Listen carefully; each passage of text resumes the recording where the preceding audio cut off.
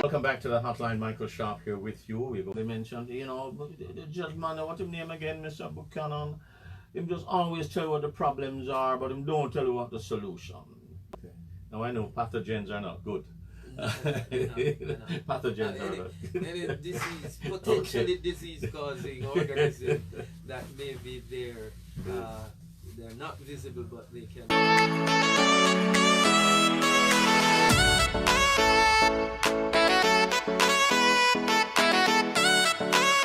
You're not like anyone else. You find the way you are. Did you do this all yourself? A smile ignites the room. Sending us up to the time, it's called Tell. Representing for Blessed D, Gaza Diva.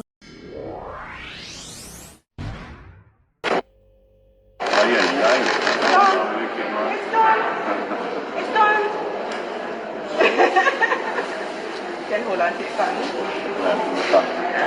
I'm really like hold on to your brush. I can't go home now. No.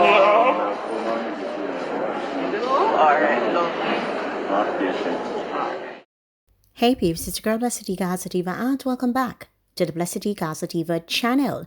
Now, death is something that we all have to experience in life, and it is with grief and sadness that I bring to you today that Michael Sharpe, the journalist, the lecturer, the news anchor, the host, the producer of JBC, JNN, Gleaner, RJR, TVJ, 40 years of service to Jamaica and the world through the media. Condolences to his family and friends at this time. Sir Michael Sharpe will be missed. Now, growing up and you wanted to learn to speak properly, you wanted to articulate yourself, you wanted to be able to sound as if you were a news anchor or a TV personality, then this man, and Doreen Samuels, may her soul rest in peace, would be the archetypal or the quintessential example of where you could or get some of those examples from. At least for me, I remember they were my favorite anchor persons for mom and grandma, and they loved them immensely because, for one, Doreen, Michael were thought of as two clear speakers, audible speakers who got the message across and was able to keep you in tuned. If we want to really remember Doreen, we should go out and emulate that. Every work, you don't have to be in broadcasting, but as you approach work tomorrow, come with the sense that, listen, let me give of my best as if it's my first and last day. Back in the days of JBC, based on what my grandma told me, these were the people who kind of brought up media to its current state. Now you have YouTube and you have all other social media opportunities or avenues through which you can express yourself. But for those persons back in those days, it was JBC and JBC first, and the little radio, antenna radio when them walk with on them shoulders. I don't know or care what your age group is. Every household in Jamaica grew up with Michael. Condolences to his family. He's one of the greatest, and Doreen and him, when I think of both of them, I think of them as the diabolic duo. He was 65 years old at the time of his passing, and there are speculations going around that it's because X happened, that's why X happened. People, I don't know. I am not here to tell you that because he took the Rona jab, that's what happened. I don't know, or if his illness predated that, or if this has anything to do with anything. But what I'm here to talk about is that he's a legend. He is a legend. I really love this man. He was funny, humble, respectful, and the way he did his thing, I loved listening to him when I was growing up. I enjoyed his conversations. The way he read the news was second to none. And it was good to see a man who could articulate himself properly. He's a giant, right? He's a giant in the media. When you think of media, you can't think of media without thinking of him, Doreen Samuels, and Alan Magnus. It's like you cannot think of media and not think of those people. His voice was so warm and distinctive, and you will never ever hear another voice as his. It's unique. He had this baritone voice when he went down into it to bring across messages. You know, like him and Doreen, they were my favorite. Their voices, you can never ever forget these two. You know, I actually met him once. How I happened to have met him, I actually was passing in a particular area, and I didn't know that he resided across the way from somebody I knew. And I saw him one day. I was a smaller, much smaller, and I went over to him and I'm like, "You're the man on TV," and he laughed. And he said to me, and he put on that voice, "Yes, I'm the man on TV." So I had a little moment with him in the sense that he was friendly, he was courteous, he was warm, and he exhibited the same traits that we see him exhibiting on television. He was just respectful. And of course, I inquired more about him from the person when I found out that he lived across the street. They're like, "Yeah, he's been living there for years.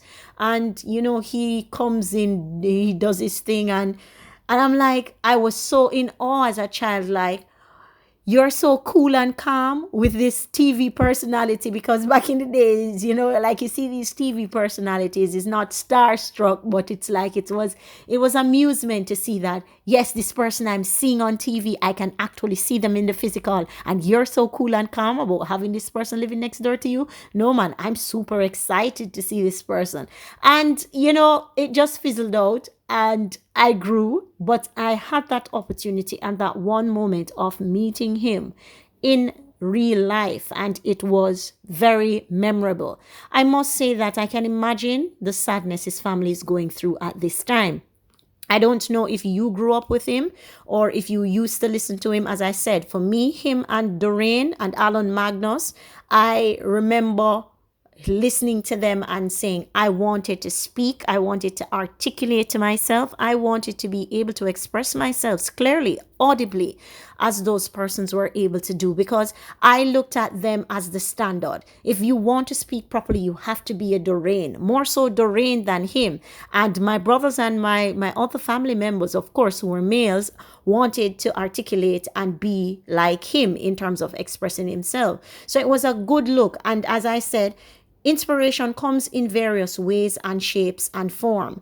And this man was an inspiration to me when it came on to articulation, when it came on to media house, when it came on to expressing yourself, when it came on to what you wanted to be in terms of he spoke confidently, and not even only confidently. He is one of the best teleprompter reader ever. He made few mistakes. And because he made few mistakes, even nowadays when others make mistakes, I'm like, Doreen and Michael wouldn't do that. Now, given all that is happening right now, a lot of people have their complaints and saying that it's the Rona jab that caused this. And as I said earlier and alluded to earlier, I'm not sure if the Rona jab caused it. You can tell me your thoughts down below in the comment section. I heard that he was ailing before any of that Rona thing happened. You know, when I heard it, I was very saddened. I remember your issues live on TVJ every Wednesday night. That was such a good initiative. Very sad day for journalism in Jamaica. May his soul rest in peace, another person said. When I hear primetime news, I think Michael Sharpe. He's with Doreen now, Fly High. One of the best Jamaica has ever had. Is this due to the vaccine? Someone asked. Someone else said, yes, it is. That was the reason he got hospitalized. Someone said, yes. According to him, he wanted to prove to Jamaican public that that Rona was safe, and L.A. Lewis was talking shit. So he was actually on a marketing campaign. He was on the 14th of March and passed a month later.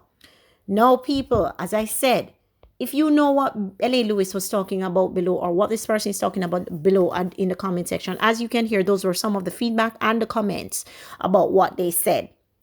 Now, again, people, I don't have any proof of anything. I am not saying that Rona jab caused this, but people are saying that the Rona jab caused this, because people are saying that Michael Sharpe was on a mission to prove to people that the jab worked. However, this is the final result, and someone has down to the day, the T, that he took it. And right after, shortly after getting the jab, I remember distinctly he was hospitalized. Anyway, people, if you know more details about this, you can leave it in the comment section. Leave your favorite moment down in the comment section about him. If you remember, if you've met him in the real, you can leave it down below and we'll have a discussion as per usual. If you've not yet subscribed to my channel, please hit the notification bell. And if you've not yet smashed the like button on this video, smash the like button and send this out. I'm out.